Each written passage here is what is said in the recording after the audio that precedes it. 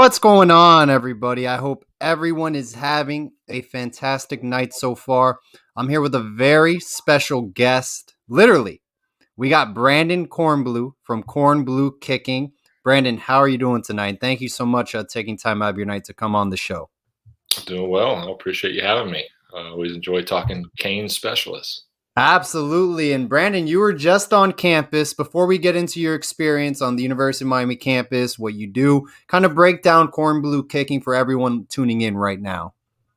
Sure. So I was a kicker from the time I was a little 6, 7 year old kid and dreamed of playing college football one day. Ended up playing arena football in terms of my career and started our Cornblue kicking business in 2007. So almost 15 years now of running camps around the country. I'm based in South Florida. I live in the Naples area, originally from the Palm Beach County area, and so we basically help kids and guys with instruction and development, and then help them with recruiting and taking their game to another level and making those connections so they can find their dreams. Brandon, in the past, what kind of kickers have you worked with that went on to play at the collegiate level, maybe even made it to the NFL as well? In terms of college, I've worked with guys and have helped guys get scholarships to every Division I conference. So all across the country, we've been doing this for a long time. But in terms of the NFL, we've got Eddie Pinero, who's from Miami, Miami Sunset. Yep, exactly. Florida, and has been with a couple NFL teams. He's currently with the Colts. Harrison Butker with the Chiefs has been through our camps. Kyle Brinza, who played with the Buccaneers and the Lions. And there's been a number of other guys, Rodrigo Blankenship, and wow. There's several other guys who have been through our camps at some level or another. Quinn Nordine, who's currently with the New England Patriots, has spent basically January through April down here in Naples with me the first 4 months of this year, getting ready, and got picked up by the Patriots, and he's there now and loving it. So every year it grows, and continuing to help guys all over the country, and just love doing it. Absolutely, Brandon. You were recently in Coral Gables on campus. You even met with Coach Manny Diaz. How was that experience like to meet Coach Diaz? Maybe it was your first time. I'm not sure how your relationship has spanned, but he's fairly new at the University of Miami, third year going in. Yeah, I've known Coach Diaz over the years, from when he was at Texas and different places. Yeah. And so and up until about 3-4 years ago, I was able to run the specialist camps for we had at 4 years ago, we had about 20 Division I schools that we were running their camps. And then the NCAA changed a rule where high school coaches and guys like me weren't allowed to be part of that anymore, unfortunately. So, but along the way, there were just a ton of college coaches and staffs that I had been introduced to and were helping with in terms of running their camps and then helping get specialists to their campus. So I had been brought. I ran Miami's camp back about 10 years ago or so, and then kind of got brought back again when Mark Richt came over, and just kind of carried over with helping guys in the last few years in the Manny Diaz transition as well. So been helping guys there for a long time. Been a supporter of what they're doing for a long time. So it's in my backyard. So it's kind of a natural fit. Guys from South Florida love the Canes.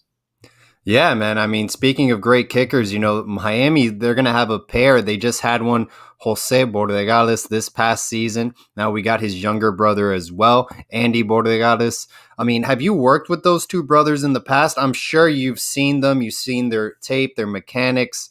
You've definitely evaluated them because they're a household name in the state of Florida and in college football. Yeah, so Jose, started coming to our camps when he was in, I think, either late middle school or early high school. So I've known the family for a long time. But Andy started coming, I think he was 5th or 6th grade.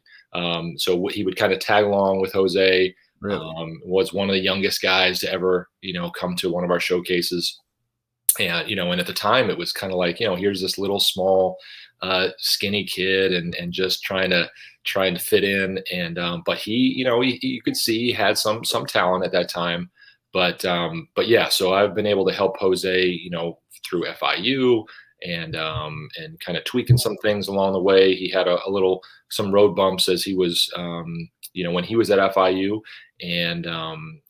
but obviously finished with a great career, finished strong enough to Yeah. get that, Miami wanting him to transfer over.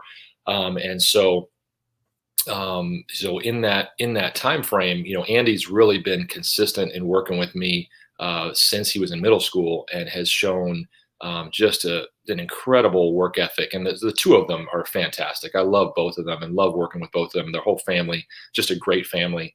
And, they're so supportive of both brothers, and, and their sister, and just, they're always around, and just great people.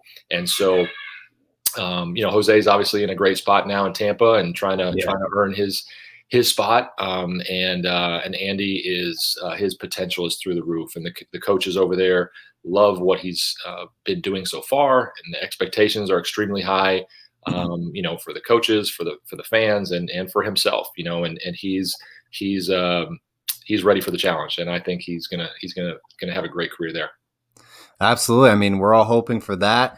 One NFL scout, I remember it was reported before the NFL draft. You always hear about these random things that, like, Jose had a low kicking projectile when he kicked the football, off of whatever the placeholder.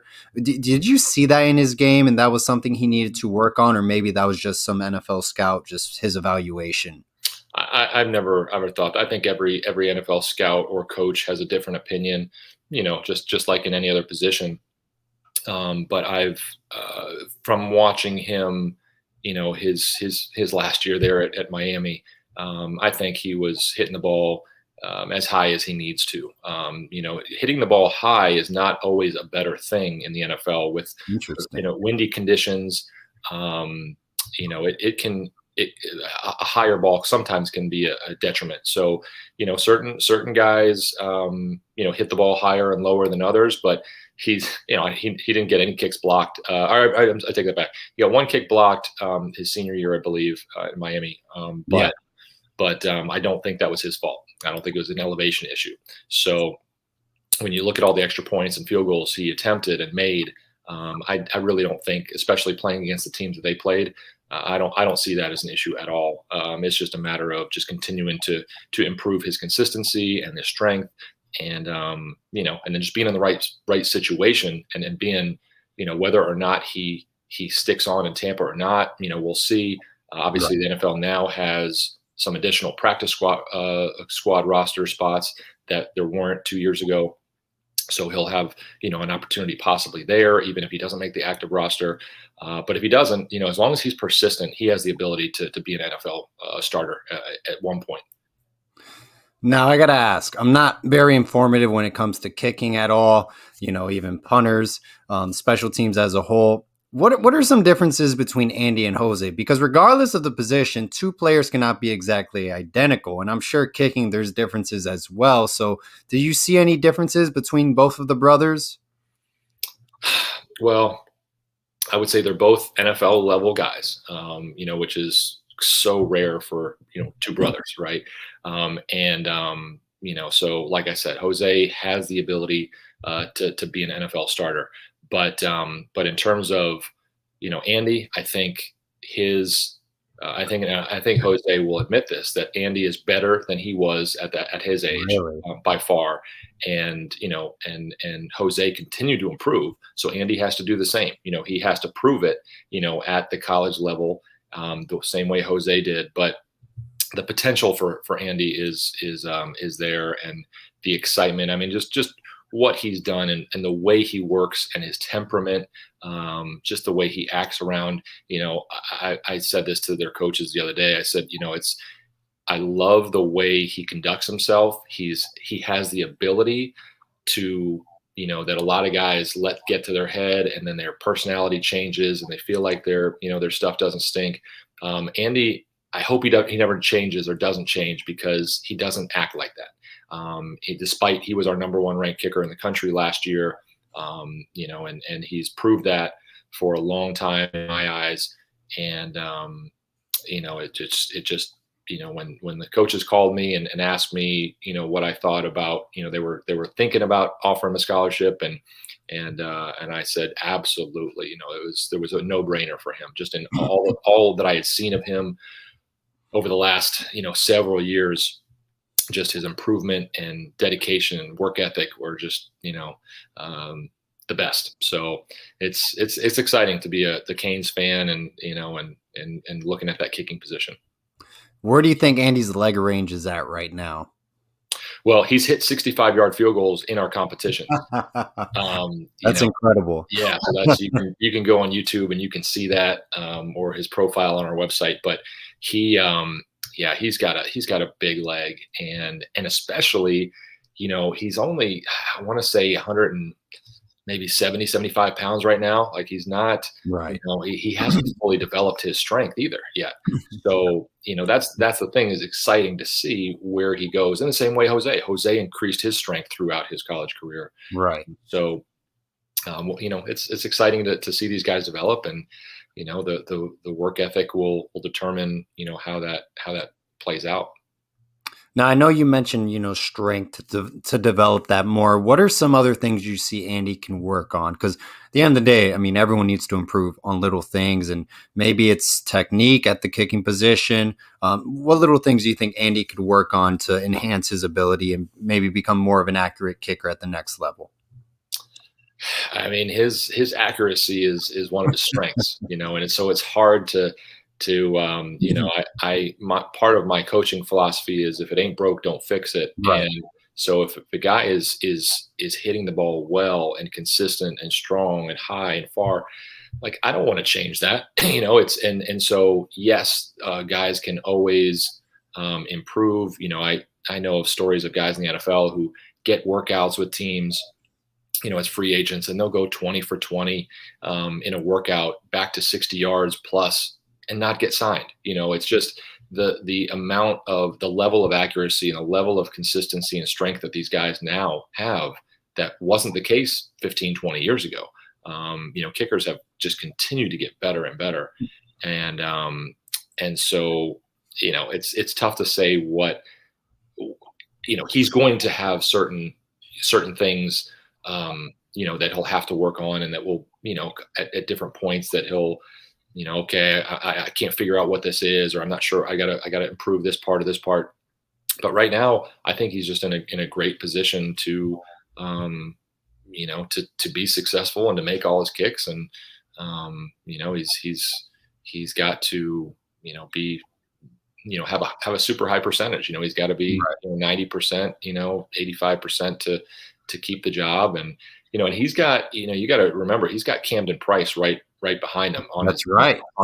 And so, even though, before Jose got there, the Miami kicking game was everybody was talking the negatives, but when Camden came in, he performed. Yeah. So, he was put on scholarship, and he came in as a walk-on, and he is a very talented field goal kicker. So Andy can't just like cruise control. He's got to perform, because Camden's a great kicker right there too, right with him. Speaking of, past players in the University of Miami's roster on special teams, Miami's had their ups and downs. I feel like the mental side of kicking is very important, and I'm curious about, Brandon, if you work on this side of the game, because it's kind of like baseball, mentally, it's a very difficult sport.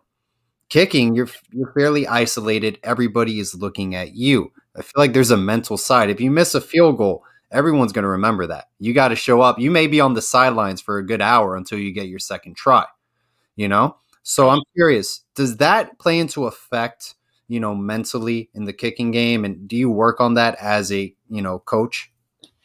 Absolutely. Bob Rotella is an author, who has, and a psychologist who has worked with NFL kickers, PGA golfers, LeBron James.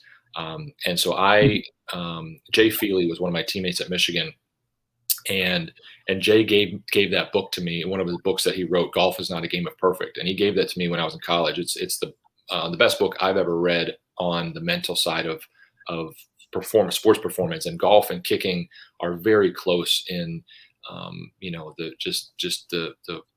the similarities of how you approach the game and the skill and sport. And so he has other books too that he's written that are great. And so I always recommend that to guys. There's, in the same way that you take time to invest in trying to get better technically and in strength wise and those kind of things, nutrition is the same thing goes for the mental side. So guys can get deeper into it, and the more they do, usually the better they're going to be. If you're not a mentally strong kicker, you're not going to perform at the college or NFL level. In high school, you can kind of get away with it a little bit to a certain level, but even there, I mean, the strongest guys mentally are the ones that are going to perform the best, because you are going to fail. You are going to have tough times and things that don't go your way. And like you said, you don't get a ton of opportunities, so you can't just bounce back and get them on the next play right away. You have to sit there and think about it, usually for a while, and or not think about it, and Right. come back to your next opportunity and be able to perform. You can't let the first miss become a second one. And so there's absolutely a a mindset that you have to have, and mental practices that you can work on that can help you to perform at your peak.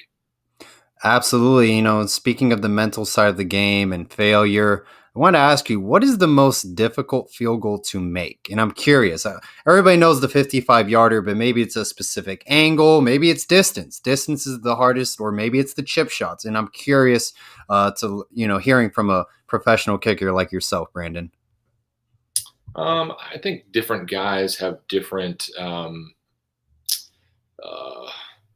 strengths and weaknesses in terms of the hash or what side. If you look at the NFL now with 33-yard extra points, I think Yeah. that's something that's pretty difficult to have Okay. because the concept of an extra point is supposed to be a kind of a gimme. Everybody expects the kickers to make the extra points. Well, in high school and college, it's a 20-yard kick, and it used to be 20 yards in the NFL, but now it's 33 yards. So that kind of a kick is one of those where you miss it, and people are like, "What on earth?" And so sometimes it can get in the head of a kicker, an NFL kicker, where I know I'm supposed to make an extra point, but really it's not, especially if it's a really windy conditions or a cold, weather, climate game, something like that. So, but I always go back to Vinatieri's kicks in the snow. That's the toughest, and he drilled those kicks. That's what, to me, why he's the greatest kicker. He made making those clutch kicks in whatever conditions. Yeah. Those were the kicks that are um, very, very difficult to make.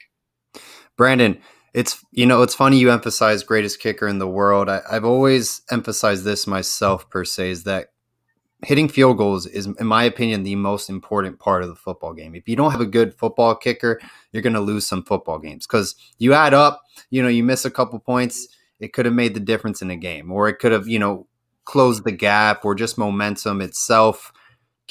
Everyone listening right now, or when this is uploaded to YouTube, can you emphasize how important is being a kicker in college football, in the game of football, the importance of that position for a football team?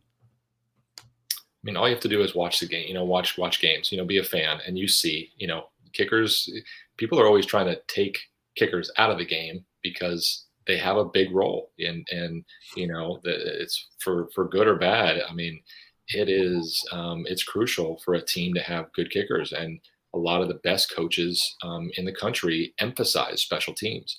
Both Jim and John Harbaugh, Urban Meyer, Bill Belichick. I mean, these are coaches who are really, spend that extra time on special teams, with whatever team they're a part of, and they've been successful. They find an edge over other teams. So, if your kicker is not able to make their kicks when it counts, the Buccaneers this year, if they didn't make Succop didn't make some of those clutch kicks down the stretch, they're not necessarily winning that Super Bowl, and Vinatieri with the Patriots, and it's just, you go down the list and you watch football games, the kicker can be the hero or the goat, and it plays a huge factor in the results of games. So the coaches that put the time and effort and investment into it, usually it helps, it pays off for them, and their teams. Now, you met with Coach Manny Diaz. A lot of people I'm not trying to call it Nick Saban, but there's always that kind of theory. They're not very good at special teams. Maybe he doesn't put enough emphasis on the kicker position. Do you feel like Coach Manny Diaz puts a lot of emphasis in kind of correcting any issue at hand and, excelling, at field goals at the kicker position? I think one of the best things a college coach can do is use scholarships for their specialists. And a lot of coaches don't do that. And you see the if they don't invest in it, they think they can just get a walk on to do the job, then they're not going to, have the results that another team might. And so Manny Diaz, what I give him credit for the most, with looking at his specialists and look at the results he's had over the last couple of years. I mean, how can you argue with the results? But he's put scholarships on those guys. He's done his diligence. He's had a staff of coaches with Coach Patke and Coach Coulter that really do the research and listen to people who who understand the position and have experience with it, and and have invested scholarships with the right guys. It's not just putting a scholarship on anybody. It's putting a scholarship on the right guy with the right emphasis. But if you identify a talented kid and you say, hey, here's an opportunity to play in Coral Gables, Florida, in Miami Gardens, where Hard Rock is. I mean, it's very few kickers are going to turn that down because the weather is great. It's everything is there for a kicker to be successful.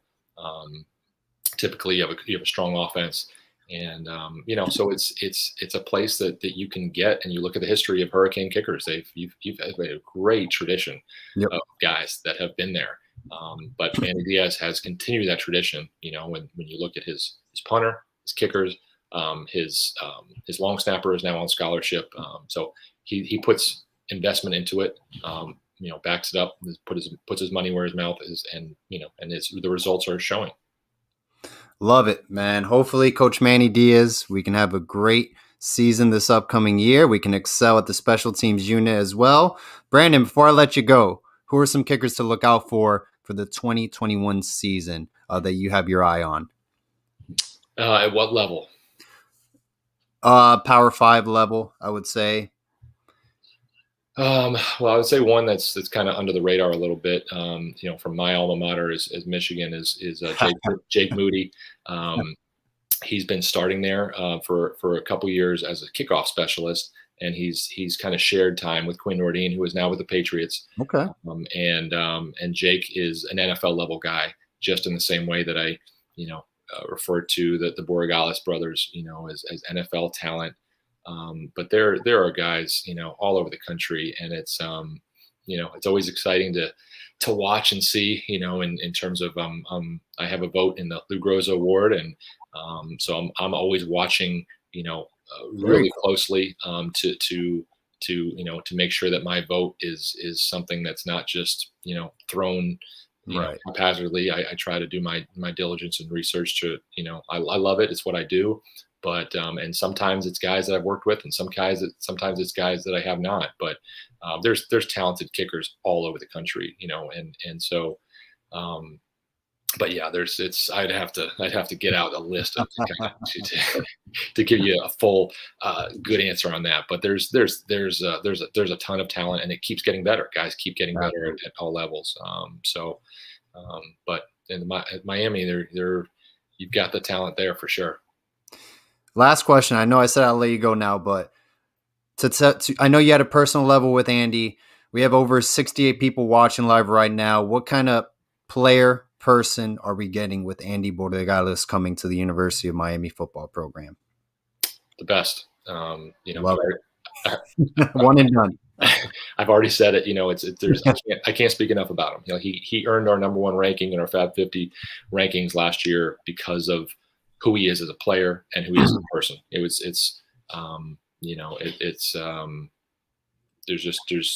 There's those guys, those special guys every few years. It's not like he's the same as the #1 guy every year. He's one of those, I would say, top 5 guys that I've ever worked with. I think he has the potential to have a really long and successful career. So I'm excited to watch him. Brandon Kornblue kicking, guys.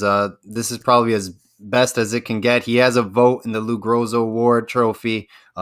Highly touted kicker in college. Played for Michigan. Don't hate on Brandon too much. We all don't like Ohio State, so there's that even kill we have. But Brandon, you did a tremendous job, man. Thank you so much. You are truly a kicking whisperer, and you know great talent when you see it. So thank you again for taking time out of your night.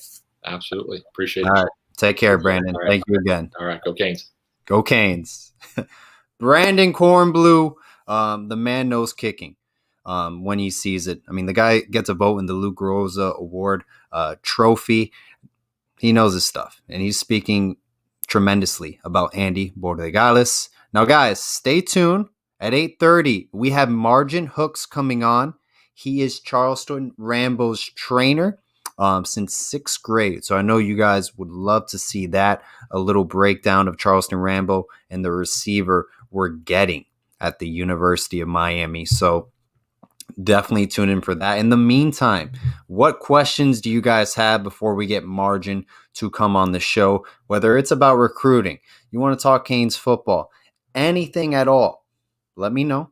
Let's talk about it before we get Margin Hooks on live. Listen, I love Charleston Rambo as well. I think he's going to be an elite wide receiver for the Miami Hurricanes. I honestly think Mike Harley is going to reach over 1,000 yards receiving wise. But what if Charleston Rambo hits that landmark as well? That'll be huge as well. So look out for that, man. That'll be a nice little duo we have in the wide receiver rotation coming up. All right. 73 people. Thank you, everyone, for joining us so far. I greatly appreciate it. We got Margin Hooks coming on shortly.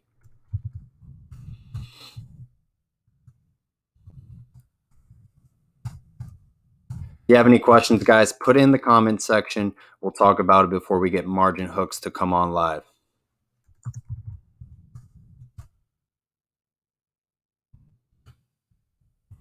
How does Rambo like his new home? We'll find out shortly. Man. I'm telling you, I think it's going to be a nice combination with De'Aaron King. Even if Jake Garcia was his quarterback this upcoming season, that connection they built throughout the spring game was impressive. Very impressive. I really enjoyed that kind of 1-2 punch tandem we saw for only a short period of time during the spring game, just one game. Imagine a complete season. I'm telling you what, man. I really like what Charleston Rambo has coming into this wide receiver rotation. Isn't he already here? Okay. What do you guys think, Will Mallory, about this upcoming season? I honestly think we should utilize him a lot more coming into the University of Miami program. I felt like we could have even utilized him out on the outside as a wide receiver. This is a guy who ran track and field in high school. Okay, he's 6'5". You take his athleticism in the ACC Coastal level, he should excel. And I feel like maybe he was a little bit just not utilized as much, very underutilized. And I hope we can, provide more plays around Will Mallory during this upcoming season. All right, any questions you have, put them in the comment section. Let's talk about it. Margin Hooks, Charleston Rambo's trainer, coming on live with us to break down Charleston Rambo's play. It's going to be a great show tonight. Cannot wait. And I'm waiting for him. Do I think De'Aaron King throws for 4,000 yards? Look, I don't think so, Terrence. That's a great question. I don't think he'll hit 4,000 yards. If he does, I'll tell you what, that will be huge for this upcoming season. Okay, I think we're going to win over 10 games at least if he throws for 4,000 yards. And that would be great for our offense. That means we're going to hit over 40 points per game easily if he hits 4,000 passing yards. So I think that would be great. But honestly, I don't think it's going to happen. That's just my honest opinion. I hope he does hit 4,000 passing yards, but it is what it is. Mallory should use his mismatch on linebackers, especially shorter ones. Look, I completely agree. I believe that in conference play, ACC Coastal play, it's an easy X factor right there with Will Mallory, and we should utilize him a lot more than what we have in the past. But that's just my opinion. Let's see. I know we have a lot of great tight ends as well backing him up. Got Elijah Arroyo. You have Dominic Mammarelli as well. So you know what? We're going to be fine at the tight end position. We always reload. I think Will Mallory can have a nice season this upcoming year. So I'm curious how we do use him a lot. Hey, listen, Mark Pope, I think technically, can he come back another season due to COVID-19? You guys got to help me out with that eligibility rules. But honestly, I think Mark Pope, he can have a solid season. I think it's a lot of it's mentally, but he had, I believe, over 6 receiving yards, over 100 receiving yards, 6 receptions, over 100 receiving yards during the spring game. I think he was our leading wide receiver. I know he had a couple drop passes, but, if he puts it all together, I think Mark Pope can have a nice season. You see the skill set there. He gets open. The issue is not getting open. I think the issue is more the mental side of the football. You put him in positions to get open, to catch the football. He can excel. He just has to put it all together. I think that's what the issue is with Mark Pope. It's not his skill set. The speed is there. He's a good route runner. He should excel in ACC play. We'll see. We'll see what happens. But my 2 guys to look out for, in my opinion, Mike Harley. He'll definitely hit 1,000 receiving yards. I think he hit 938 this past season. Charleston Rambo should get near that mark. I think that'll be great for our offense. A little 1-2 punch. Xavier Restrepo. You have Mark Pope, D. Wiggins complementing that rotation.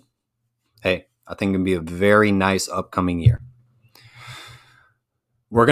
That's a great question, Kurt. Once Margin comes on, be able to ask him that. Great question.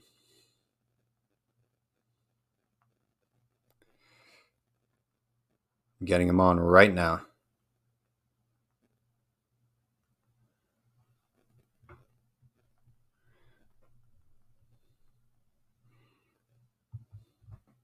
Yeah, no, 100%. D. Wiggins and Mark Pope, they're open. That's not the issue. The issue is not getting open. The issue is catching the football, finishing plays. That's the issue.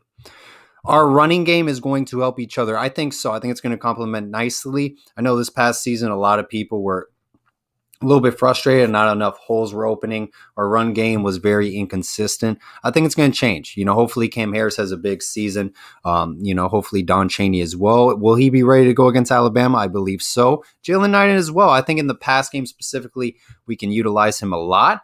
Cody Brown just got on campus. He's ready to go. Thad Franklin as well. So there's a lot of options in the running back room. My only thing is, how do you distribute the football amongst all these guys? And Ryan Wright, National Recruiting Director of RNG Sports, who I had last show, he even said when he was breaking down Rhett Lashlee's offense, he would like to see one running back get the majority of carries, 20 carries. And he believed that past season, we saw every running back fairly get 10 to 15 carries.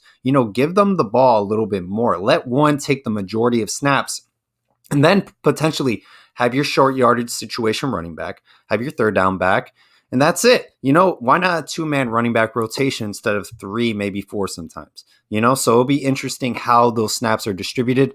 I know Rhett Lashlee as well. He wanted to, I believe he said during spring practice that he wants to give it to one running back majority-wise. So let's see. Love Chaney. No, I think Chaney probably has the highest ceiling out of all the running backs in the room from what we've seen so far. So Chug Mo Beer, appreciate it, man. Paul, keep up the good work. Let's go Canes. Love it, man. I appreciate your support. Kevin L. Lashlee is going to open the playbook. I like his adjustments. Hey, I'm all for it, baby. Let's see. Let's find out. I felt like at times against Clemson, UNC as well at times, playbook got a little bit handcuffed. I thought Brett Venables really outmatched him throughout the first half. A lot of blitz packages came in. Offensive line could not react. Well, let's see. Let's see against the big boys, against Alabama. How does he play? First game of the year against North Carolina as well. Against the big boys, let's play Clemson for the ACC title game. Why not us? Smash the like button if you haven't yet, guys. I greatly appreciate everyone supporting. Got over 77 people on 36 minutes in. Truly is a blessing, man. This channel came from 0 subscribers. Grateful for everyone who has subscribed. $5 donation from Falconer X. Don Chaney will be the top guy before he leaves. Hey, he's got, I think, roughly 2 more years, 3. But I hope so, man. I hope someone rises to the occasion. I'm missing that aggressive Miami Hurricanes running back who you would just give the ball 20 to 25 pounds of carries every single game and just burn out the other team's defense. That's what we're missing. The Frank Gores, your Willis McGahees. Okay? Where has that been? I feel like we've been missing that for a little while. Your Lamar Millers, your Damian Barrys. You know, Mike James as well was a nice little solid running back playing the NFL for a good while. Let's see. Mallory does get injured a lot. Yep, you know, that's a good point. He does get injured a lot. Now, that asks me, depth-wise, who's going to be the next man up? Dominic Mammarelli is considered very above average, very good at blocking. Elijah Arroyo, one of the top tight ends in the state of Texas, we got over Texas A&M. Jimbo Fisher doesn't miss a lot in evaluations. Let's see. Let's see if he's ready to go year 1. I'm curious. Donnie Hudson, how you doing, man? What's up, Paul? Great show. I think our receivers core will be a lot better in year 2 of King and Lashley, and I wholeheartedly do agree. The addition, we'll get into it. Excuse me. The addition of Charleston Rambo coming in is going to be huge. That's in my opinion one of the best transfer portal snags we're going to get in a while at Miami. It's going to be an instant impact having Charleston Rambo in that wide receiver rotation. Mike Harley's going to do his thing. This is the dream offense to put Mike Harley into excel. He should have always played in this type of spread offense, you know, where you spread the ball out. Okay, he's not in that Dan Enos pro-style offense, that Mark Richt offense that we were running. This is the perfect offense.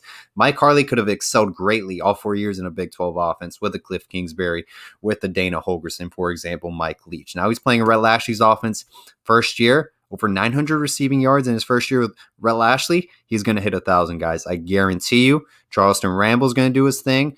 Xavier Streppel, that's my under-the-radar player for this wide receiver rotation. And I think Mark Pope specifically is going to have a nice upcoming season. It's just a matter of catching the football. Keyshawn Smith as well. I thought Keyshawn Smith looked fantastic in his spring game.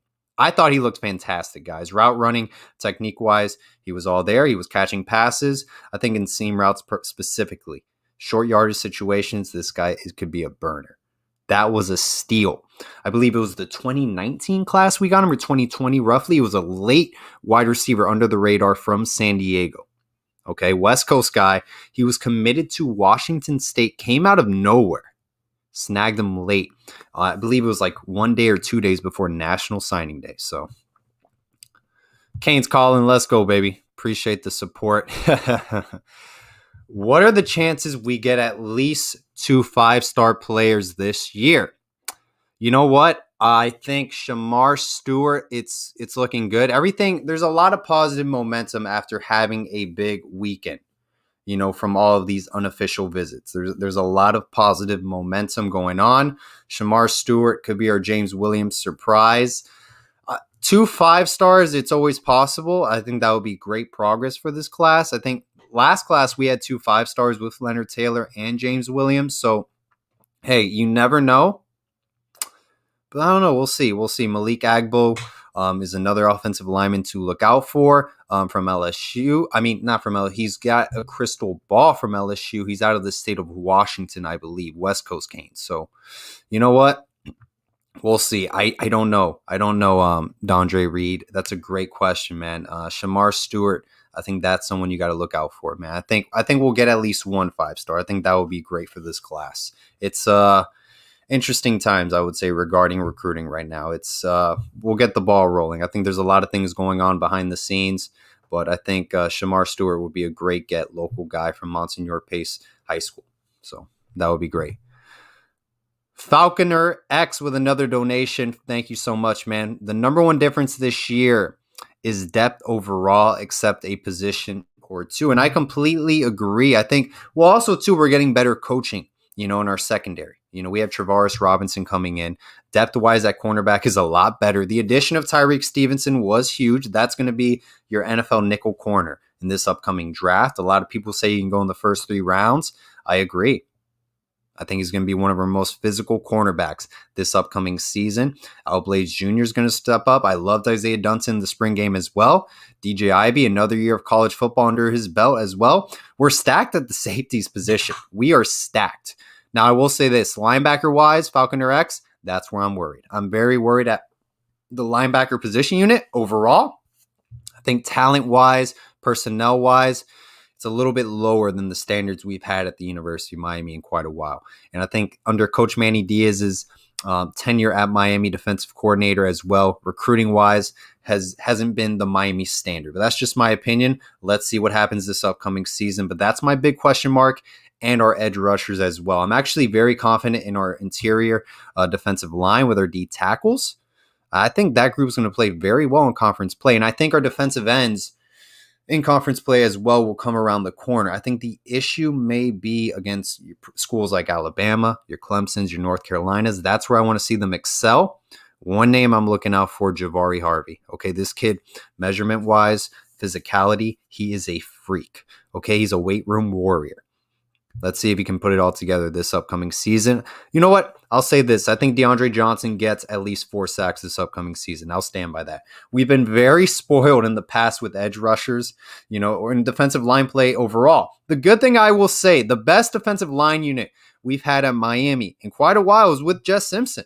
That 2019 unit was literally top 10 overall under the supervision of Jess Simpson. Who's our coach now? Let's see if we can really have a nice season. I think we'll excel in conference play, guys. Now, the question is, against the elite Power 5 schools, I don't know. We have to show up for those big games. Yes, Richard Hill, fact, Stevenson is a stud. Completely agree. My concern is Manny and him playing seniority, as you know. Completely agree. We saw that with Scott Patchen. Didn't give a lot of snaps to Gregory Rousseau. Maybe there was an injury, maybe not. But no, I completely agree. Zach McLeod is moving to defensive end. Will he get the nod to start as an edge rusher? Oh, it'd be very interesting. 6-year, maybe even 7th-year college football player. He's been around the program for a while. I agree. That whole seniority thing, you got to play the best players. Forget seniority. Just got to play the best talent. I think also, too, is getting down the playbook. What if you don't know your assignments, per se? I know that's been an issue as well with some underclassmen players, just overall in the past at the University of Miami. Doesn't matter which coaching staff, but knowing your assignments when you're on the football field. So I know Manny Diaz, his goal is to get the best elite athletes on the football field as much as he can get, specifically at linebacker play or in the secondary, because that's where he believes the 4-2-5 defense can really shine. Question for you guys watching. Do you think we will stay majority-wise in a 4-2-5 defensive scheme, or we will see variations more moving to a 4-3 defense? I want to hear what you guys think in the comments section. Richard Hill believes Jahvari Harvey will ball out. I agree so. I hope so, and I'm looking forward to him balling out. So I do agree with that statement. What's going on, David? Thank you very much for joining us tonight. Whatever happened to that other guy that used to be on the show? Oh, Ross cannot make it here tonight. Okay, he had a family emergency. Sending my condolences to his family, man. He's a great guy. Wish him the best, man. He gives the show 110%. Greatly appreciate it. So definitely, if save a prayer for Ross right now. He's dealing with a family emergency, and any prayers you guys have towards Ross, man, he would greatly appreciate it. Cynthia Wilcox, rotation is needed to keep fresh players on all positions. I 100% agree with that. Now, I will say, Cynthia, bringing it back, offensive line-wise, I feel like, and this is what Jason Fox said, who was second all-time in career starts at the University of Miami, believe it or not. If it wasn't for an injury, he would have been number 1. He wanted to keep the same offensive line rotation throughout the entire game. He felt like, there was a rhythm with keeping your front 5 throughout the entire 4 quarters, unless a guy was so gassed out that he needed to come out of the football game. So just wanted to, I agree, keeping guys fresh, but I think at certain times you need to keep a rhythm with your rotation. especially offensive line wise. I don't think you need to constantly rotate a first and second team offensive line. That's just my opinion. No, Ross is a great guy, and he gives it 110%, man. I greatly appreciate his contributions to his show, to this show. Randy Noel, Paul, do not count out the 5-star commit to Ohio State from Jacksonville, Singleton. He was here on a secret trip. No, I 100% agree, Randy. Look, anything can happen. Here's my thing with all this going on right now in the offseason. We still haven't played a regular season game. We have to shine in the regular season. We have to play extremely well against Alabama to win those 5-star battles. It's great to have all this buzz in the offseason. I love it. I think recruiting is getting a lot better under Coach Manny Diaz than the previous staff, evaluating talent, especially having Travaris Robinson. He's an elite talent evaluator. But you have to win football games, guys. The regular season is very vital to keep a class together. We've seen this in the past. We've seen this offseason noise. Let's finish strong this regular season. Let's compete for the ACC title game. Let's compete against your Alabamas, your Clemsons. Let's beat North Carolina. It's been 2 years running. All right? You got to beat North Carolina, guys. They're in your division. You don't want to create a sleeping giant with Mac Brown, who's already been a national title head coach. We know the history with him and Coach Manny Diaz. They have a great offensive coordinator with Phil Longo. You got to beat North Carolina, guys. In Chapel Hill, a place where we always have trouble winning at. A lot of question marks this upcoming season. Let's see if they're answered. I'll tell you what, I think this is going to be a lot better football team than we saw this past season in the heavy majority of position units. Let's see. Let's win some football games. Is it true Miami has 2 silent commits? I feel like this goes back to the Mark Richt era with the silent commits. Honestly, I do not know. There's been a lot of buzz that maybe there's going to be a commitment coming. Maybe, people are just kind of waiting for that domino effect. So, hey, there could be. We'll find out shortly if there is. I'm confident. I'll say this. Let's see the next 2 weeks. Let's see what happens. Let's be patient, and let's see if there's a commitment or not. But I'm not aware of silent commitments per se, but there could be with all this momentum of 12 official visits this past weekend. You have Paradise Camp coming up. You just had a bunch of unofficial visits as well. The cookout, barbecue, whatever they call it. Maybe there is. All right. Greg, what's up, man? I haven't seen you in a while, man. I hope you're doing well. Thank you for stopping by. Greatly appreciate it. I agree, man. This Miami Hurricanes football team has to be hungry. They have to want to win football games. They have to go into the game against Alabama with the mentality of they are going to come out victorious. Stop looking at Nick Saban, Bill O'Brien, Bryce Young on the sidelines in that crimson red. Focus on your assignments and winning the football game. Don't get caught up in the bright lights in the new Atlanta Stadium with ESPN, everybody and your mom watching you. Because you know what? Alabama has been prepared for that kind of environment, that kind of game, that spotlight for their entire 3 to 4 years of playing college football. If they're a freshman and they're entering their second year, they've already experienced that as freshmen. They know what it is to win national titles, to be in that big spotlight game. Miami cannot be a deer caught in headlights. If not, it's going to get ugly. But let's see. Let's find out what Miami Hurricanes football team shows up against the Alabama Crimson Tide. I believe it's September 4th. Could be wrong on the date.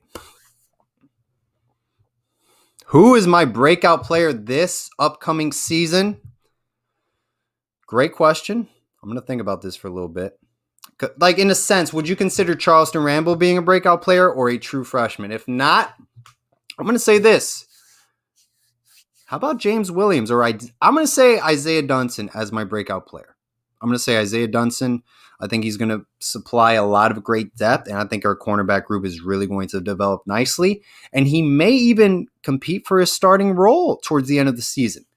I like Isaiah Dunson a lot, man. He showed me a lot of great things during the spring game. So I'm going to say Isaiah Dunson, but there's a lot of great candidates. Keyshawn Smith-Bergy, I love that as well. I think Keyshawn Smith is another candidate as well. Paul, to be honest, Anthony Manzano, I think the Alabama game is going to be closer than people expect because they're still going to be adjusting to Bill O'Brien's offense coming into the game. And do you agree? So when I had Stacey Blackwell, Alabama football analyst, covers the team. He said against Duke, they had a lot of issues in the first half with their offensive line and their rotation. They couldn't get a solid front five, and the playbook was messy. They couldn't get a rhythm on offense, and it was due to weak offensive line play. He said their weakest unit on Alabama Crimson Tide's team is the offensive line this upcoming season. And they struggled that first half against Duke. Miami is more talented than Duke. They're a better football team than Duke. Miami defensive line-wise is going to be coached under Jess Simpson. Look out for that mismatch, guys. Look out for that battle. Who wins the battle of the trenches there? I'll tell you one thing, though, guys. We have to be disciplined. We have to be a disciplined football team. You cannot give up over 100 penalty yards against Alabama and expect to win that football game. In Miami, in my opinion, in the past, there's been several games. I hate to bring up Clemson again, but we're a very undisciplined football team against superior talent. And that's something we need to fix in this kind of spotlight game.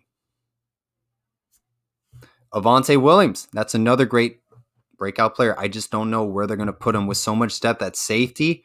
I know people in the past said, hey, why don't you put him at corner, give him a shot? I don't know. It's going to be very interesting how they distribute the snaps at the safety position unit. It's going to be very interesting, so we'll see what happens.